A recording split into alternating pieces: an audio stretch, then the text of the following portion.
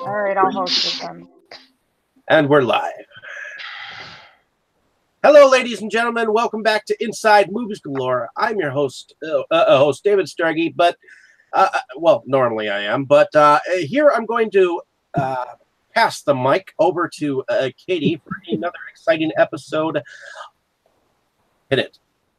Okay, well, I'm your host tonight, Katie Cadaver, and in this discussion we have David, as you heard, and Brandon, Dustin, and Jake. Hi. And on tonight's episode, we will be discussing the 2017 Pixar animated film Coco, which was directed by Lee Unkrich and Adrian Molina. And the usual spoiler warning, we're going to talk about all the things. So if you haven't seen it yet, you don't want to know all the things, don't listen. So a brief synopsis of this film. Despite his family's generations-old ban on music, young Miguel dreams of becoming an accomplished musician like his idol Ernesto de la Cruz. Desperate to prove his talent, Miguel finds himself in the stunning and colorful land of the dead. After meeting a charming trickster named Hector, the two new friends embark on an extraordinary journey to unlock the real story behind Miguel's family history. So, this one is a little bit different than most of the movies we've done over the past month. Being that I think I was the one who actually picked this one because it was close to Dia de los Muertos, and I thought it would be a good kind of fitting with the theme. So I guess I will go around and ask everybody if this was a first time watch for you and to give your overall impressions on the film. And I know this is a favorite of Jake's, so we'll start with you, Jake. All right, it is indeed. This is definitely not a first time watch. This was my fourth time seeing the movie. I actually saw it twice in theaters and wanted to make sure, to watch it for Dia de Muertos, so I would have seen it anyway this time. I actually have a really funny story that goes with that, but I think it's funny, but I don't know if you want it now or later on with the overall impressions. Up to you. If it's an involved story, maybe it fits better later, but if it's a brief kind of overall impression story, I think you can tell us now. Well, mostly it's just a brief story regarding one of the reasons why I saw it twice in theaters, which was that post-Christmas last year, I was looking for things to go see, and I ended up doing it too. I went to see this and Lady Bird, which was also a phenomenal film. And then a few months later, our local historic theater, which plays a lot of second-run movies, when they're getting ready to hit DVD or whatever, it got Coco, and they paired it with Lady Bird. And I just, for some reason, I thought that was kind of hilarious, great minds and everything. And so I had to do it. So it's the first time that I've ever gone for a twofer and then gone back for the same twofer. And I don't think I've ever done that. What's that? I don't think I've ever done that. And they're still my top two films of last year. Both of them are really awesome movies. So that just made it even better. But I don't know. Like I said, I just think it's a funny story. But it is kind of funny. So let's go over to Brandon. Brandon, let us know if this is a first time watch for you or a rewatch. Oh, this is a rewatch. Unlike Jake, I did not see it in theaters. I was saddened by that. I like to try and see the Pixar ones because they're the ones that's 90% of the time going to win Best Animated Feature. So I usually like to check them out. But I was fortunate enough to see it after I picked it up on Steelbook. And I really, really liked it. I found it very touching on first viewing. I'd watched it again, trying to show my wife. She fell asleep. And then I watched it again with her last night so that I could show her that the first time. Very cool. All right. How about you, Dustin? First time watch? I'd heard a lot about this movie, like, when it came out. and in the year or so since. But this was a first-time watch because I just kept not getting to it. But I was pretty impressed. I mean, it lived up to all the hype, and I was pretty moved during. Well, we'll get to the sad scenes, but I Sure. teared up at a few moments. So getting a reaction out of me can be kind of tough, whether it's horror or really anything. So this got my respect. So this was definitely worth seeing. Like I saw it for the first time like tonight, like an Very hour cool. or two ago. Nice. So it's fresh, in other words. Yeah, thanks Netflix. Right. How about you, David? This was actually a first-time watch for me.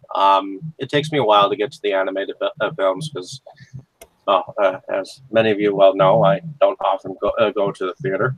But I was very entertained by it. I was moved by it, and I think my favorite character. Well, I'll get to the character later, but overall, I think that it was definitely very cultural, and the characters were all unique to the story. So, Good lord, Cool. no wonder it's Yeah. limited. I agree. This was actually a first time watch for me as well, and I can kind of echo some of what both Dustin and David said. Like, it was one that was kind of on my list, and I just never got to it. So that's partially why I suggested we watch it for Dia de los Muertos, because I've always wanted to see it, and it was on Netflix, so it was very easily accessible for me, and I really enjoyed it. I thought visually it was really fun to look at. Just a super cool, artistically done movie. The story was so touching. I thought it was really a loving portrait of Mexican culture and a really cool explanation of Dia de los Muertos. Like they didn't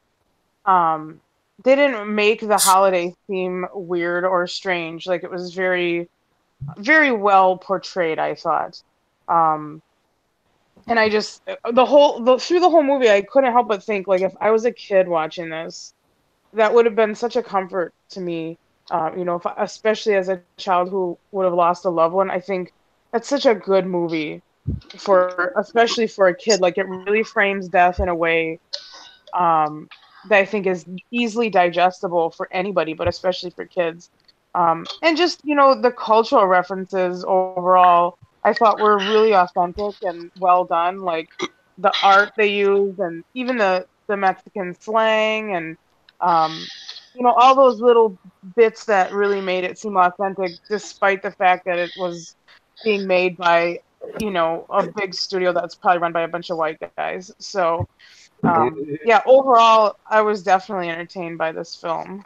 So, It was really that good. kind of, yeah, that kind of moves us into the plot in terms of the story and whether or not it was easy to follow. I mean, technically, it's a kids' movie, but I thought it was really like a layered narrative, with a lot of different things going on. So I'm curious to hear what you all thought about the plot. Oh, go ahead, Jake.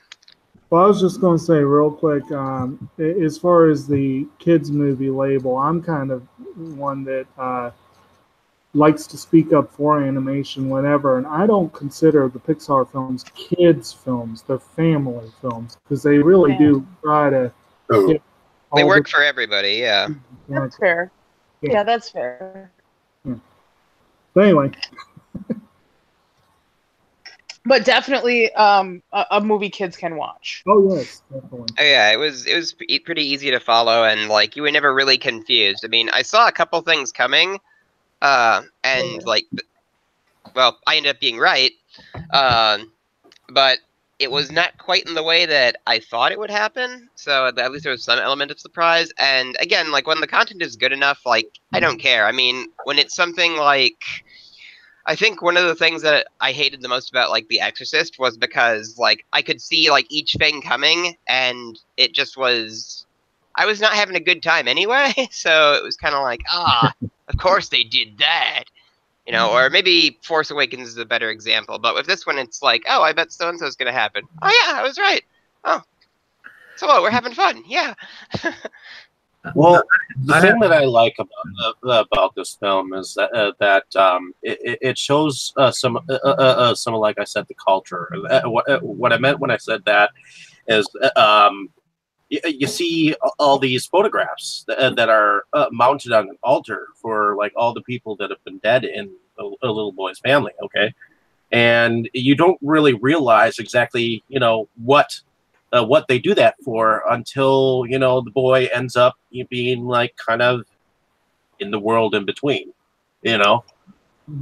because that's basically what he ends up being is like because it's the Day of the Dead and because he steals from the dead. It's like he has 24 hours or 12 hours till sunrise to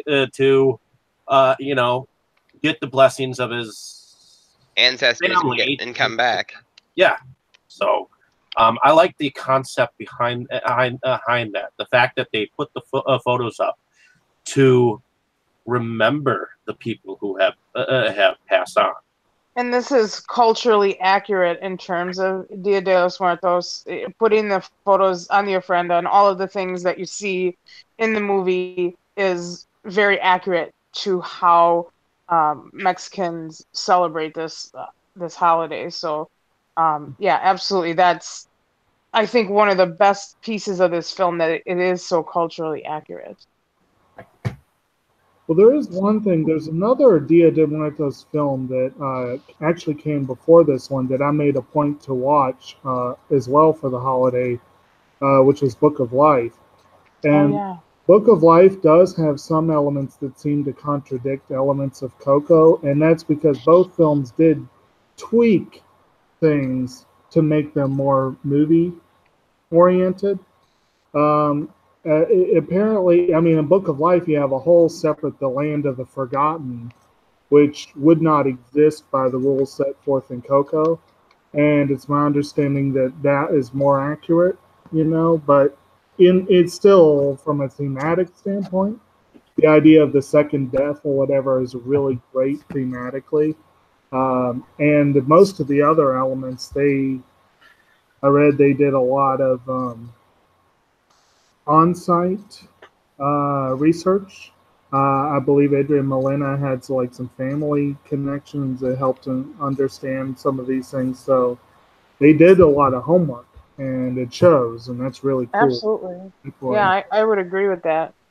And I even picked up on some things that I wondered if anybody else picked on, like specifically in talking about this narrative kind of being layered in the story. Particularly the scene that jumps out to me is when Hector is trying to, cross into the land of the living or whatever. And, he has to get his little face scan and, oh, no, your picture's not on anybody's ofrenda. You can't go.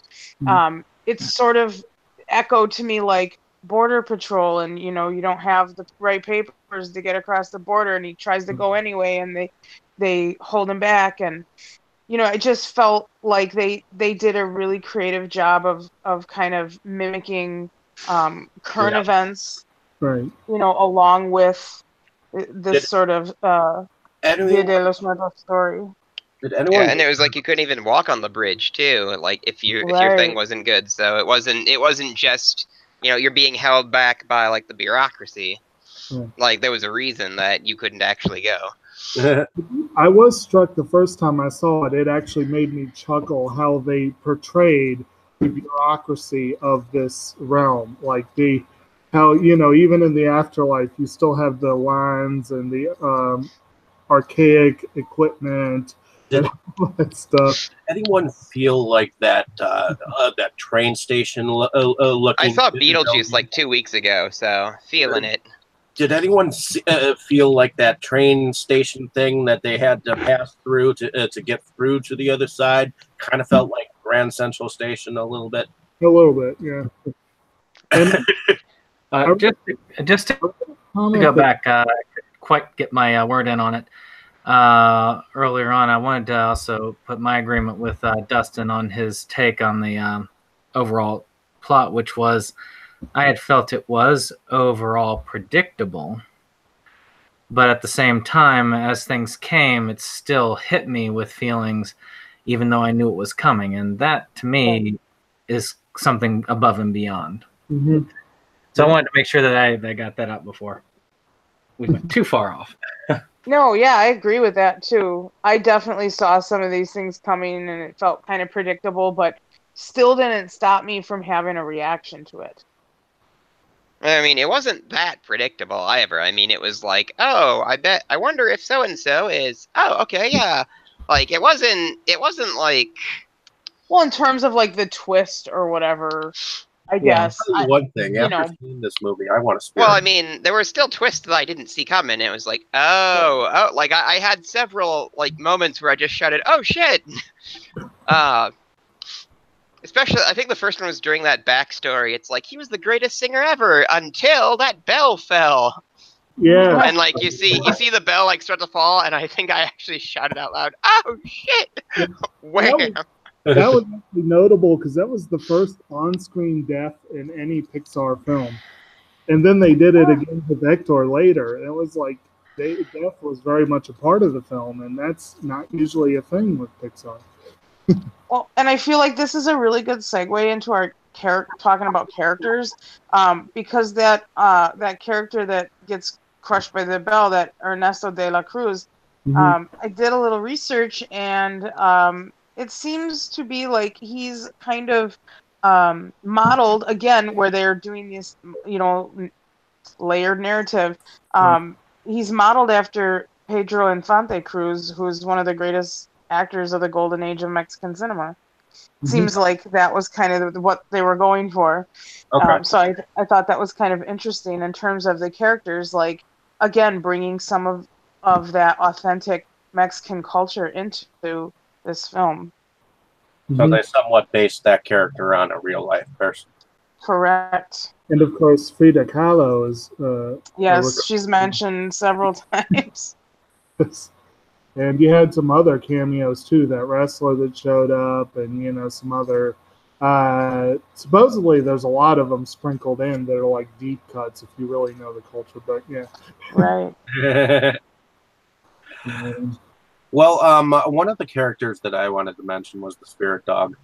That was my favorite character in the whole. Oh, Dante. Yeah. And that was pretty cool. How they didn't really reveal like what he was right away. And he seemed as surprised as anyone. And he wasn't that typical annoying like animal sidekick character that you see in animated films. He kind of had some lightness to him and offered a little bit of comic relief, but wasn't overdone. I liked him too, with his tongue hanging out all the time. Wrapped around his head and stuff. What did we think of the grandmother character? That was really cool what they ended up doing with her and like tying her into the plot. Also really sad, of course, but I'll let you guys talk about that. I don't know. I didn't feel sadness over it. It was I don't know. This movie hits me in the feels in a way that the entire concept of Dia de los Muertos is kind of close to my heart because of some loved ones that I've lost within the last about 6 years of my life, and I've really taken the culture of that holiday and kind of brought it close to me because it seems like the only tradition that speaks to how I sort of want to honor my passed away loved ones. Like, there's not a lot of, I didn't grow up with a ton of culture around death. There was just the culture in my family around death was very non-serving. And so I feel like Dia de los Muertos is a great way to honor loved ones that have passed away in multi-layered ways. And I think the way that they portrayed that in the film between the characters and, the importance of family and kind of how that affects the decision making and how they really pay homage to their lost loved ones, and that whole idea of once they're forgotten, then they're gone, and nobody knows what happens after that. It just hit me in the feels because I'm so much about that, keeping people's memories alive. My brother passed away 7 years ago now. Um, uh, Unexpectedly, and so it was a tragic death of a young person, and really hit me hard. And part of the way that I grieve his death is to keep his memory alive. I have his face tattooed on my body. It's like he never truly dies when I keep his memory alive. And so seeing that play out in these characters, it wasn't sad to me. It was like I felt it in my heart. It just was really like, oh, it evoked an emotional response that wasn't really sadness, but I don't know, empathy maybe. It's hard to explain. I mean, to me, I remember we're listening to a podcast about it, and I can partially relate to this, but not quite at the beginning as much as the end, which we'll get to in a bit. But I remember him talking about how he had always had some closeness to it because he had a relative and they had dementia, but when he was a child, but he always used to think that as a kid he needed to still spend as much time with that person as possible to be, what was the word, to just give her extra joy in life, and that she always got joy, even though he never really knew whether she knew much about what was going on or who he was or not, but he always thought it was very important to just be there, and that it reminded him of that. And I've seen that play out, not in my life for that particular, but I have seen it play out in other lives as I've done my work. And it is very interesting at the beginning, just watching that interaction where she doesn't even quite get his name right, but that doesn't matter to him. He just wants to spend time with his grandmother. Yeah, I can definitely relate to that too. I actually grew up with an elder person, in my life. We shared a home with her. She wasn't a grandmother, but she became a very close friend of our family, and probably the oldest person that I ever loved in my life. I mean, my own grandma died in her mid-70s, and all of my other grandparents died much sooner than that.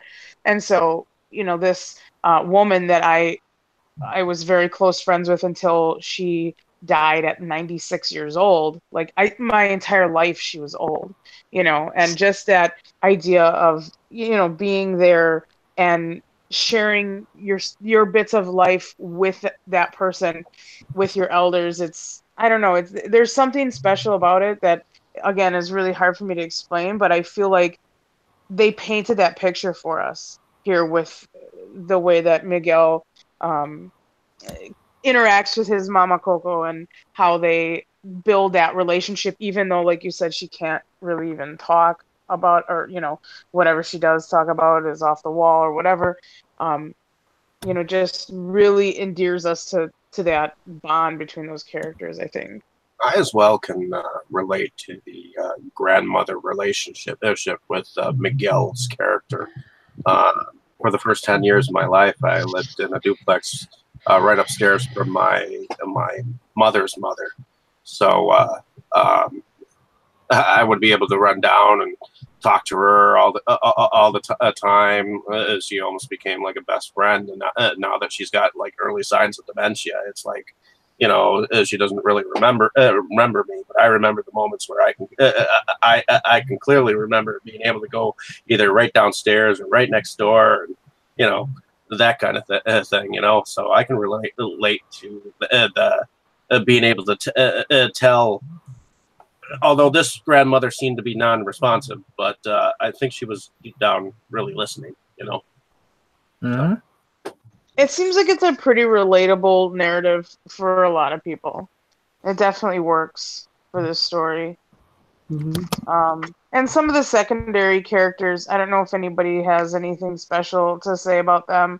Hector was kind of a big part of this, even though he sneaks up on us a little bit in terms of his importance.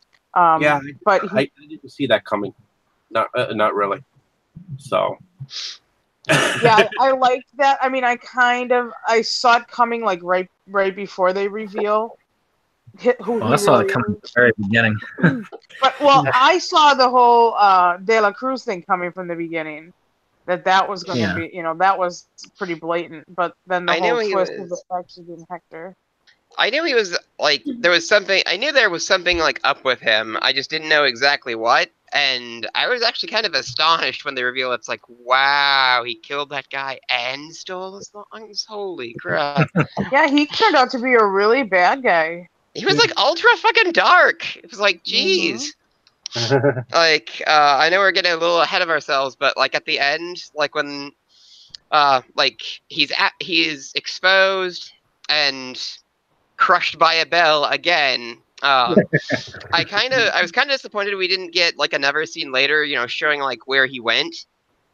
Because like as soon as like I saw him fly towards that bell, I was like, yep. Then it falls on him, and and I said out loud, well, where's he gonna go? Detroit? You know? So I was kind of surprised we didn't like get like a little bit of. I expected us to see him like in an alley somewhere, like having like switched places with. So that's how the Liberty Bell cracked. No, just kidding. Well, if you saw Ah Real Monsters in the '90s, you'd remember that Ickis's dad like scared the guys carrying it, and they dropped it, and that's how it cracked. They, Yeah, but- That's one of my favorite jokes from that show. It's like, my dad broke the Liberty Bell. My dad never broke anything important. they kind The of teacher, implied yes, he that- did. My will to live. They kind of implied his fate with the showing the defacement of the tomb and the fact that one did. Forget him. Yes, exactly. Well, they wouldn't forget him right away. I mean, he's probably I not. think he'll be forgotten. He'll live in infamy. Yeah, he would probably not be forgotten anytime soon, but he probably wouldn't be in the swanky parties anymore. yeah, I think he was definitely knocked down a few pegs in his afterlife. Sorry, buddy. You can't get into the swigger parties anymore. But another aspect that kind of got me a little bit, definitely the whole aspect of the relative with dementia, definitely, but also the idea with Hector, the idea that I don't know. I've always been one that puts a lot of stock in family. I feel like it's a really important thing, and the idea that he had been banished from his family and was on the brink of not existing because his family had turned him out. I think that got me a lot too, and so I really like the way that played out in the end. But yeah, definitely showing the importance of forgiveness and that sort of thing. I think the character that I felt for the most was the older skeleton character that Miguel got the guitar from. Yeah. Cheech, I think was his name, wasn't it? What was his name? Miguel? Cheech. Chicha Cheech. or something along those lines. Yeah. Yeah. But him, I felt a little bit more for because even though I could tell he was kind of character, kind of part of the family, all of a sudden he just disappeared, and you're like, what the fuck? What happened? You know? Well, he was the illustration of what happens when you're forgotten. Yep. And we needed to see that in order to understand, like, this is what we're working against here. Like, if there's no one left talking about you, remembering you, putting you on the ofrenda, you're nothing. You don't exist or whatever. And I think that's like what Jake is saying. What really touches the heart is like that. When people die, they can be forgotten about, and that's a big deal for me, especially with my brother who passed away. I really want his memory to live on. At least as long as I live. I mean, my poor daughter only got to know him for 4 years of her life, and mostly what she knows about her uncle, she knows through the stories that I tell and the pictures that I share and the memories and everything like that. And I feel like that's how my brother lives on in our family, and that sort of helps with the pain of losing him, and I think that is what they're speaking to here, and kind of what Jake was mentioning. So, Did anybody have anything else on characters before we kind of moved on? Well, I don't think Alright. anyone really commented on the main character. Miguel? I mean, Miguel, yeah. I mean, he's a fun character. But He narrates yeah. most of the stories, so What's that's at that? least cool. He narrates most of the stories, so that's at least cool. I always felt like he was that kind of. He had somewhat of a personality, but only the bare bones. Again, I always felt he was the kind of character that you were to project yourself on. Just enough character to give him a little bit of individuality, but not enough to make it so that you would separate yourself from him. A kind of character that you would put yourself into his eyes to view the story. There's a That's couple, how I looked at him. he does get a I couple would agree. moments, like where he realizes the truth about De La Cruz and then later about Hector. That's pretty good. And I do love the concert scene with him and Hector. I thought that was fun. That little performance. Poco Loco. That was cute. Yeah, the music scenes were very cute, and I thought pretty significant and heartfelt parts of the story, and how even I forget her name, the Hector's estranged wife in the afterlife, she sings again, and it sort of renews her love for music, and I thought that was all really cool. Let's speak of her for a moment, because I really liked her in the aftermath of when everything was happening. I mean, when she said said, "You took the love of my life away," And he was like, "Oh, I'm Yeah. the love of your yeah." life. Well, she was so mad at him for so long, like she just This wouldn't is talk for to my him. grandchild. And it's like he was coming back home, but he got murdered on the way. I mean, why are you mad at him for that? I mean, yeah, leaving in the first place, but he tried to like fix it. Like his Well, yeah, family. they never do figure that out because they're so adamantly like no music, shut down, and I think that really is a portrait of trauma in a family and how it can perpetuate throughout the generations. Yeah, like never talking about it, like just made things worse. Like they could have fixed it before, but no. Right. That's actually a good segue into the plot, because that's really where it all begins. Is basically the death of music in the family and the birth of shoes. Yes, Right. shoes. But don't tap them rhythmically. Parachute.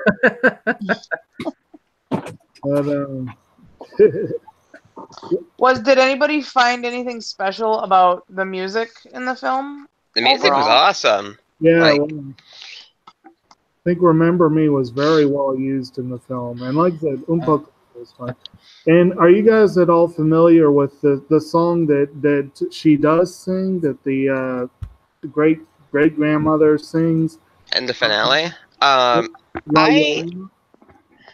Llorona, like the ghost that drowns kids. Well, it's the same basic tradition. Apparently, spawned both that story and the song. It's like an old folk song that.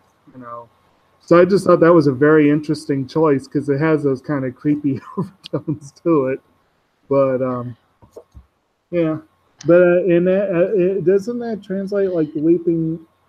It's like the weeping woman, I think. I think it like translates like the weeping or something like that. It's just a real. I know she is. I have this book called the North American Field Guide to North American Monsters, and La Llorona is in there, like under ghosts. Is Coco in that book?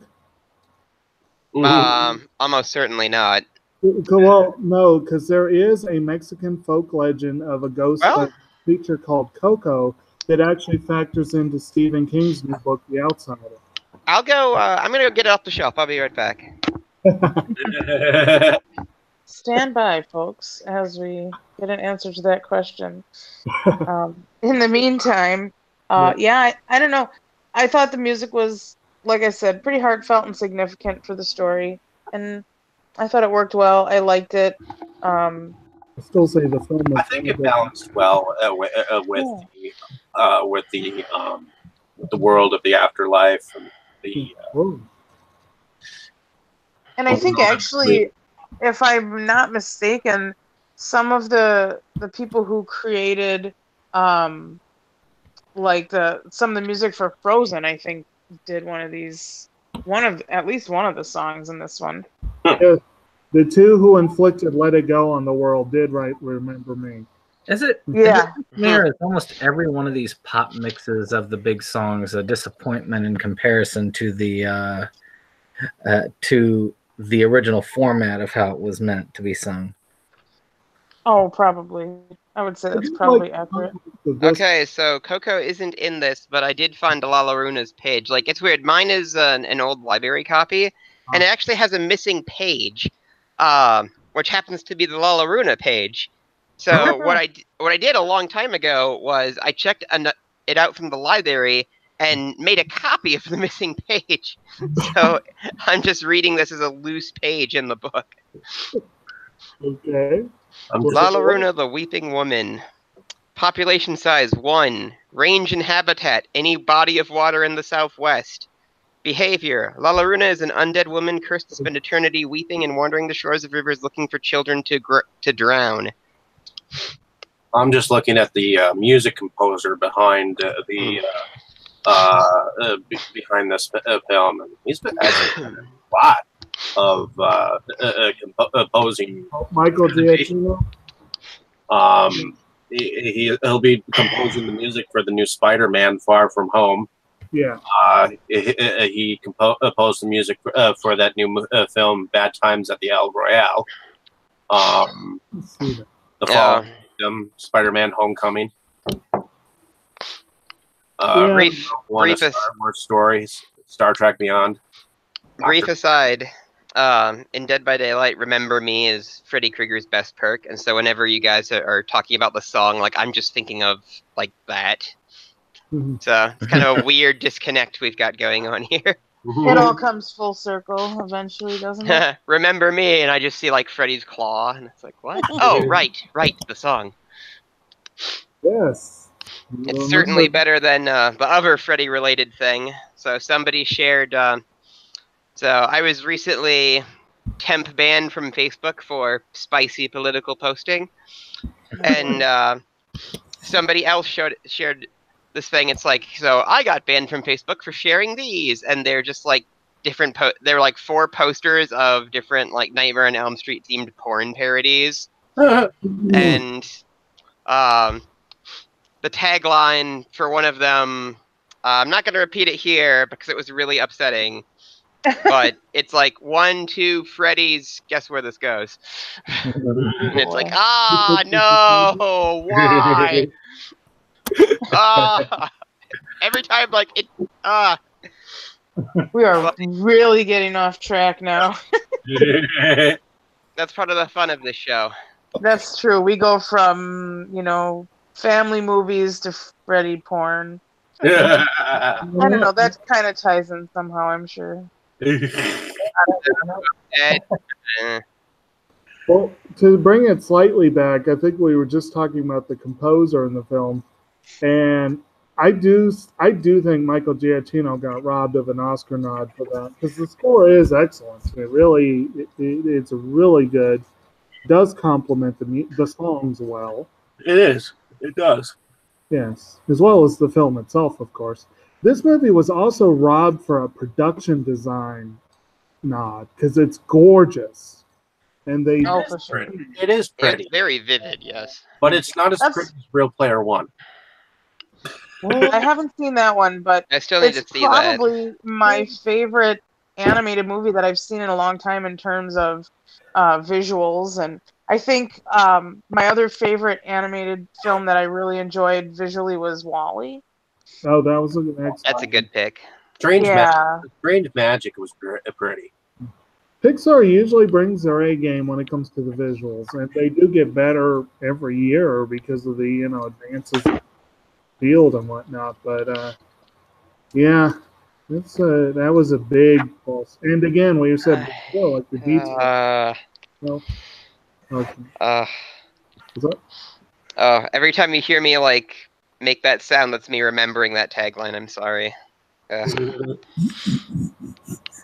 So, what was everybody's favorites in this one? Ooh, it's kind of a tough pick because there were a lot of like great things in this. I think the moment when the spirit dog turned pink, I was like, "What the fuck?" I busted out laughing at that moment. It was just hilarious. The color or the little teen tiny wings? All of it. It was just a laugh out, just funny as shit. For me, I think my favorite scene was like the confrontation, where they find out what. Oh my god, De La Cruz. Yes. Yes, De La Cruz. I remember the name. Holy crap! Hooray! where they figure out what De La Cruz did to Hector. Like I got kind of like it was hard to describe. Like I got like a real like shock murder mystery kind of thing from it. Like it was like, oh man, we are so much darker than I thought we were going to go. Holy crap! Like that got my attention pretty quick, and it was really well done. It reminded me kind of like Corpse Bride. You guys saw that, right? Yeah. Like the finale of Corpse Bride. So I thought that was underappreciated. It wasn't underappreciated, maybe. Like a lot of people like to dump on it for what seems like no reason, but Yeah, I need to see that one again. It's been a while. To me, my favorite scene is the hardest scene to watch, but the most effective scene when it comes to use of music, which is the scene at the end where he sings the titles, where the main character sings the title song to Coco. And to me, that provokes just emotion every time. You can't, every time I think I can prepare for it, but nope. But to me, it's a beautiful moment and one hard to replicate. That was That hard. was my that was an favorite intense too. scene.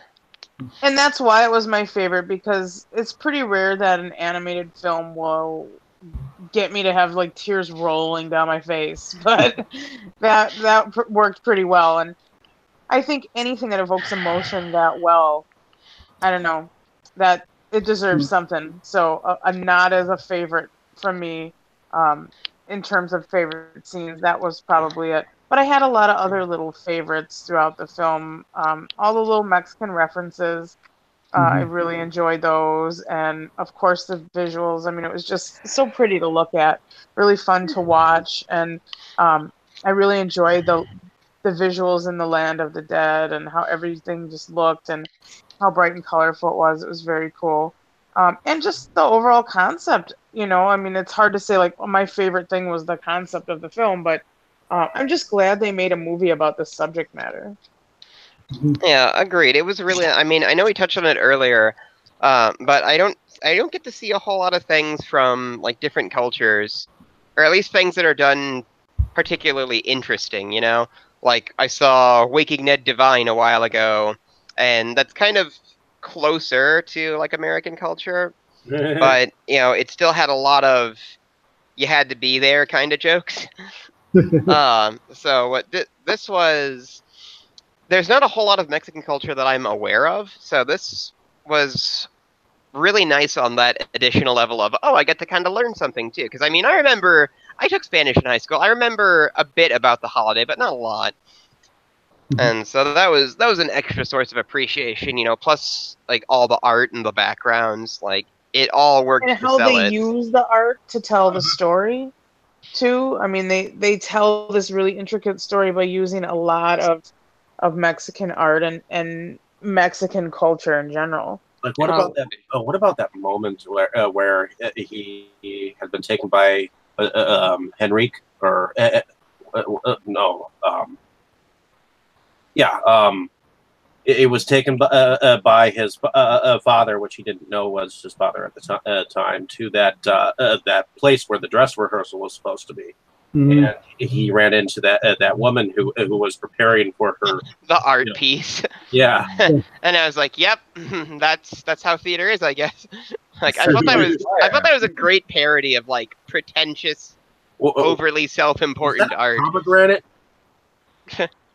Was that? No, that wasn't a pump. That was like I think wasn't that like a guava? Papaya. Papaya. And it was just a bunch of her coming out of there. Yes.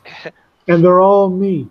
And they're drinking the milk, but the milk is my tears. And it's like, sure, why not? And he's like, set it on fire. And it's like, good choice. The character just reminded me of a rehash of Edna from Incredibles. I don't know. I got Incredibles 2 today, so maybe I should boot that up and see if I can see the comparison. Fun one. Yeah.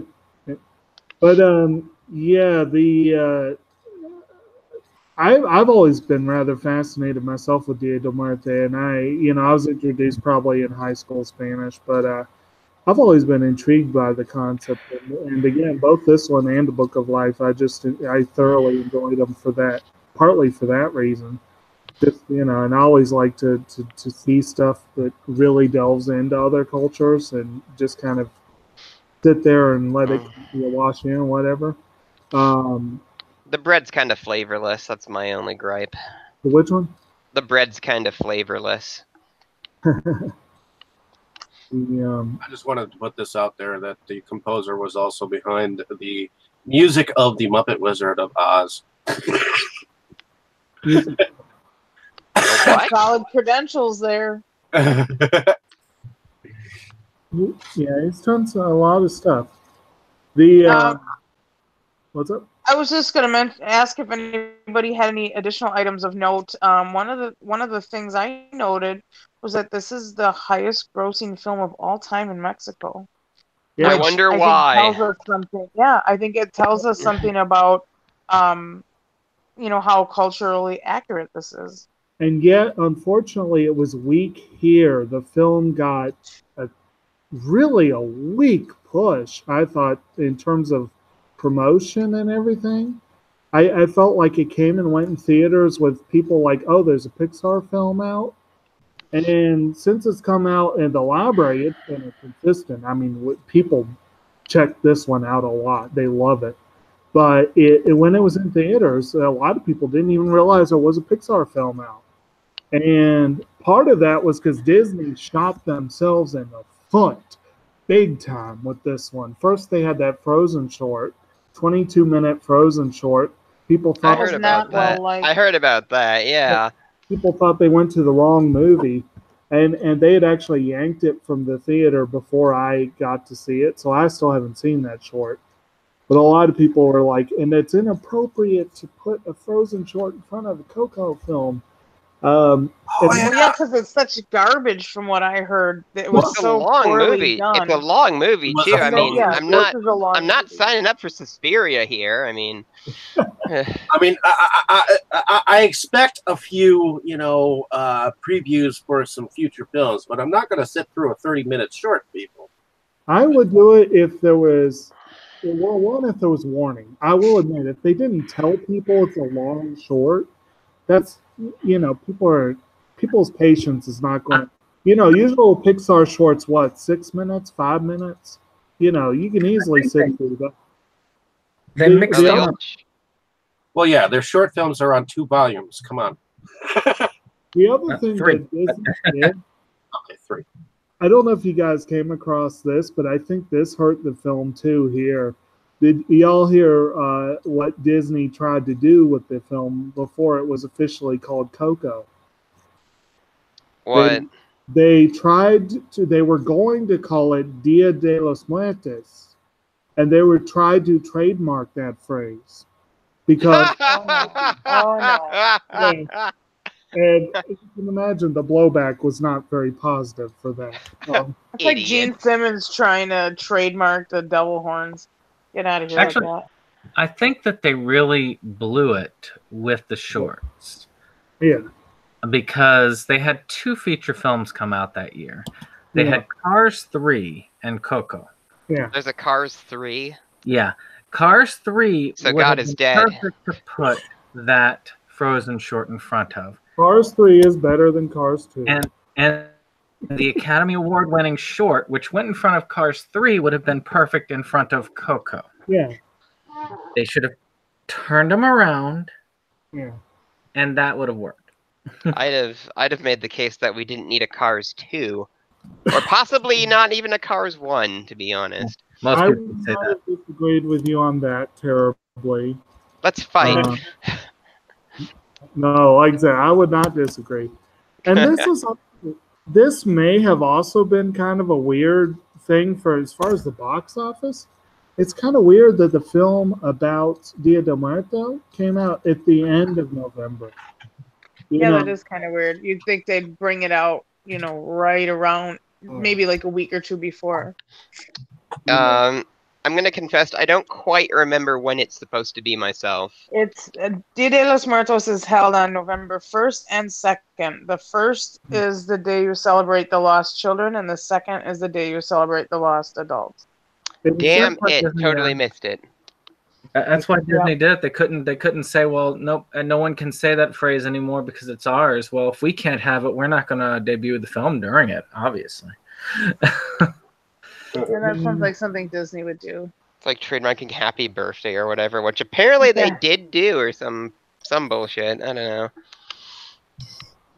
Yeah, because Disney. Yeah, I know. Stupid decisions. In terms go ahead.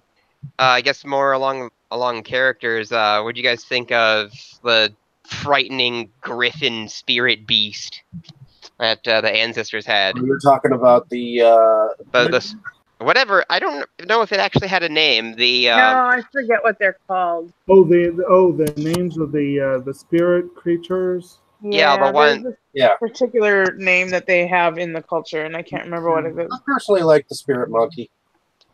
No, I'm talking about like the big like griffin one that like the matriarch ancestor had. It was a parrot, and then it turned into like a griffin parrot. So I don't know if Jaguars are really, really, really big in Latin American culture. Did you notice what De La Cruz's were? What were they? Chihuahuas. Chihuahua spirits. Well, I kind of wondered because there were so many wandering around that party that it was hard to keep. It was hard to say which one was his. I didn't even spot them. Alabrije is what those are called. Exactly. Yeah, they were helping him throughout, but you couldn't see them. You had to look for them. It took the third time for me watching to find them. And because they're little, they're chihuahuas. They're not supposed to be seen. They're supposed to be heard because they're yappy dogs. Wow. I would have thought they'd been your favorite characters then. I know. I just thought that thing was cool and almost like faintly out of place because it's like, oh, there's this like dragon thing now. Holy crap! I like the part where the griffin slash parrot went after De La Cruz. Mm-hmm. Well, we kind of saw that coming because it's like, fuck that guy. Wow. Like I was happy with that. Like I thought the whole they turn on the camera and he admits to everything and then pushes the child off a cliff. It's like, yep, that's it for him. And he comes back out, hey everybody, boo! And he's like, uh-oh, what do I do? What happened? They're like throwing fruit. I like how they still have fruit in the land of the dead. It's like that. It's like the scene from Batman Returns. You know, the Penguin. Why does someone always bring produce? And the one guy was like, "Hey, what'd I miss?" Yeah. Yep. That's the best part. That's what happens when you go get snacks instead of watching the show. Or maybe the theater blows up and turns out you're okay. Or that. And then you need to go find a fountain in the home and garden section and reproduce. Oh, boy. That's Did anybody else have anything they wanted to touch on that we didn't cover? Not that I know of. I know there was some more And again, as far as the overall impact of the film, I think, is this currently the highest rated Pixar film on IMDb? I know it's one of the highest. Just kind of I'm cool. not sure about that. I It, wouldn't be surprised if it was. of course, it did get the 2 Oscars that it was nominated for. But again, it was something of a crime that it wasn't up for Best Picture, Best Production Design, Best Original Score. You know, it's, yeah, because they don't think animation is real movies, so they don't get them Best Picture nods. Yeah, Well, lovely. that's too bad. Yeah, but Well, it's got an 8.4 rating. yeah, an excellent rating. I mean, it's what I'm trying to find the top 250 list. It's not coming up for some reason.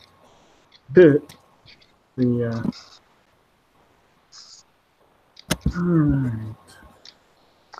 Anybody else had anything before we close up and Well, do our there little was one self-promo? I mean, there really was one scene that I wanted to revisit because I thought it was there, which was that that ending overall, which was really the tearjerker of all time. Oh, that was rough. It's like they put Grandma's picture up there, and it's like, oh no, I know we're gonna see him again in a minute, but that Yeah. hurt. I mean, to me, it definitely had a special meaning, especially when he was singing the song to her and she had that moment. I mean, to me, we all have some personal connection. I lost a lot of relatives over the last couple of years. And when my grandfather passed, my grandmother had been suffering from dementia. And that, in one of those final moments, I remember her holding his hand towards the end and saying, everything's going to be all right. Like that, just that moment of remembrance. Mm-hmm. And to me, that translated so well into the ending. Mm-hmm. And I think it's moments like that that we share that are very emotional, but that the movie managed to get across so well, even though we saw these things. I also like how that scene was like a real simple and powerful statement on the power of music, because, you know, music is potentially extremely powerful when it comes to memory and when it comes to connecting and whatever. And apparently they've done studies where people in advanced dementia can respond positively to songs and whatnot. So, like, I just thought that was really cool how they got that in there too, you know. It's such a universal concept that I think most of us, regardless of our culture or, you know, how we grew up, we can identify with that. Well, yeah. How can you live without music? Oh, yeah, like it's sort of a long story that I won't really get into, but music was pretty important to my development. Because like part of my disabilities, especially when I was younger, were like I had like trouble like feeling emotions, and like I kind of learned how to feel from music. It's hard to describe without. I don't really think about it very much now because it's what was like 20 years ago, but music was a big part of, you know, helping me deal with like some of my mental problems. So, and I still use a lot of music to kind of get me through the day. So, Well, and I use music as well to connect to my loved ones that have passed away, particularly my brother. You know, one of the sort of the languages that he and I still communicate with is through music that when he was alive, you know, we had special music that we shared together that, you know, reminds me of certain times in our life or certain situations or, you know, just themes that went through we spent our entire childhood. We were 2.5 years apart in age, so we grew up very close. We were best friends our entire lives, and so, you know, music littered our lives. You know, it was everywhere, and now that is a way that I feel closer to him when I hear songs that remind me of him, or, you know, I have special songs that are just his songs, and when they come on, I feel like that's how he's getting in touch with me. So I really think that music is like a thread that sort of connects all of us in one way or another. Oh yeah. No, my brother music story is so much more shallow than that. Like a couple years ago, me and my brother got to hang out like as friends for the first time in a while, and we were it was Black Friday, and we just drove around the Calb like doing Black Friday shopping. Like we had both recently like just gotten like big paychecks, so we were blasting Korn's cover of Got Money, like driving around town like buying Xboxes and stuff. It was great. And someday, like that song will be special for another reason, still having to do with your brother. You know, like that. That'll be a memory that you'll hold dear. I'm pretty sure it's more important to me than to him, and that I'll die before he will. So, well, you never know. Music. Well, I don't know if you want to quite put it like that. Yeah. I'll die first. You never know. It's like, wait, what?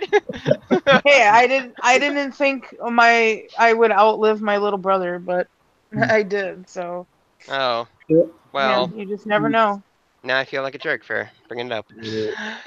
I definitely feel the what y'all are saying there. It's like I have similar feelings like with my dad, because my dad was a musician, and we have some recordings that he did. He wrote a wonderful Christmas song. We still have a recording of it. So I always get a little emotional when I hear that. But also, Absolutely. the last time I saw him, I played a few songs for him, and the last one I played was John Denver's Poems, Prayers, and Promises. So that's always going to be closely, tied in my mind. So yeah, I fully get that idea too. It can be very powerful. Now you have me wanting to listen to Warm Side of the Door from Silent Night, Deadly Night. Music is always will help you get over that whatever was running through your brain earlier. Then that'd be good, right? Good. Music is always. I mostly use like the Doom soundtrack now, like the music for the final boss. Like if I'm in a hurry, like I play that, and like there are some songs that I used to weightlift to that I get like a physical reaction to. It's like there are some things that like I used to only listen to them when I run, and that when I listen to them when I would do a running routine, and when I listen to them now, like I can see it like on my Fitbit, like my heart rate goes up, and I just want to like run stuff over. Music is powerful. Oh yeah, music has always been powerful. Any other final thoughts? This movie was good. It's on Netflix. Just see it. Agreed. If you don't like it, I'll be disappointed in you. Dustin will judge you. People. Well, are we ready to move into our self promos and close the show up? Definitely. Yeah. Sure. Bring it on. All right. Why don't we go ahead and have Brandon go first? Tell us where you're from, what you do, and how people can find you. Well, my name is Brandon Farmer. I'm on a channel called Septum Send versus the World. Of course, we're a YouTube channel that is all about the physical media. We are mostly about Blu-rays and DVDs, but we do cover other forms, do occasional reviews and top 15s. Matter of fact, with November being Criterion season, we are taking some time off to concentrate on our next top 15, which is going to be a top 15 films that we feel should be getting the Criterion treatment that we would probably go out to get right away, should they be released. Alligator, The Wicker Man. That was actually a good one. I should have thought of that earlier.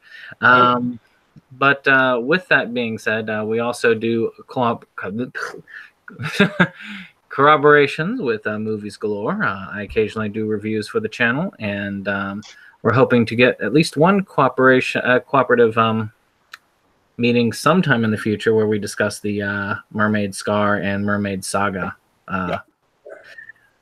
OVAs. And as well as the Edison of films. As soon as one of us watches the rest of it. Oh, I've done it. What, the Edison Frankenstein and whatnot? I have those on my shelf if you want somebody to see them. We have we have the Edison Kino thing. It's just he's watched them. I have not gotten around to. So, well, David, why don't you go ahead next, David? alrighty. My name is David Streggy. I normally run Inside Moves Galore, but I am very fond of sharing the pedestal, and I also run Movies Galore Milwaukee, which I have not done for a while because I am obsessed with YouTube reviews. So definitely check out some of my latest reviews. And just recently, I hooked up earlier today with director Michael Butt. So definitely check out that interview, folks. Currently not really producing anything, so keep a close eye on some future projects that maybe Dane, Kyle, and I are putting together. So. Cool. All right. How about you, Jake? Where are you from? What do you do, and how can people find you? Hi, I'm Jake. I'm here in Central Virginia, and I frequently guest on Septum Sin versus the World. And as he mentioned, we've got a Criterion list coming up that I'm really excited about. I don't know why. I just like collecting the collection. I like looking at it. It just looks so cool on the shelf, you know. And when they have really good bonus features, I really get into that.